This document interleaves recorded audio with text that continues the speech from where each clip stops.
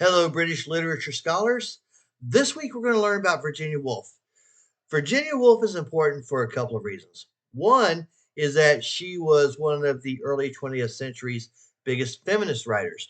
And the passage you're going to read from her this week, which is a short part of a longer book called A Room of One's Own, is going to make the argument that a woman needs, an income, a woman needs to be able to write freely um, and have a room of her own.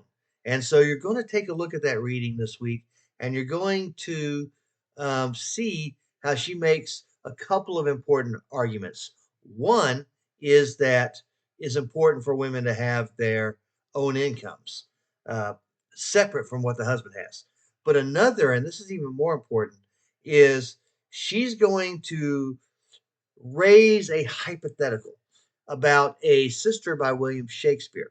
Now, let's be clear: William Shakespeare did not have any sisters.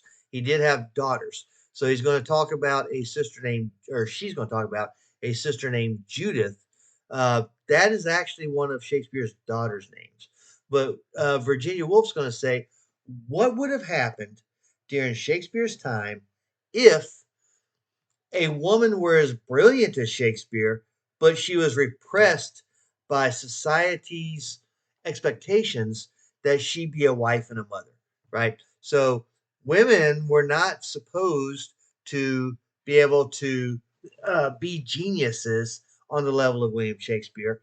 And I think we can all agree that William Shakespeare, especially after one of the postings I read last week, I think we can all agree that William Shakespeare was a genius, but had he had a sister who was as smart as he was, she would have been repressed to the point where, as what happens in Virginia Woolf's passage that we're going to read, she probably would have committed suicide because she would not have had any other option in the time period that she lived in, because she would not have been allowed to express her creativity and to express her genius the way that women can now.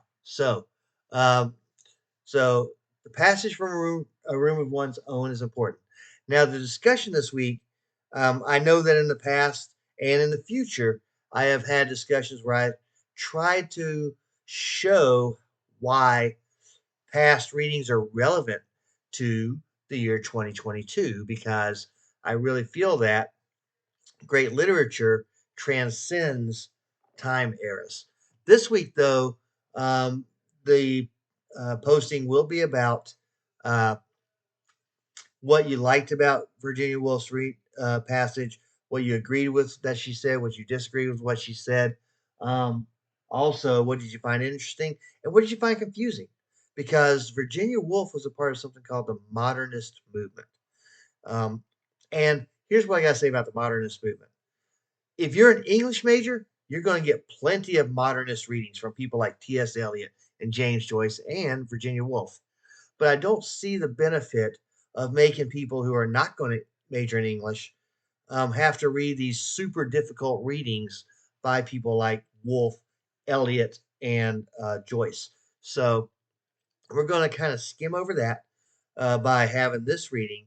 And I really want you to think about, could a woman in Shakespeare's time, and Virginia Woolf is going to make the argument that she cannot, but could a woman in Shakespeare's time have been allowed to have the success that a woman from this time period can?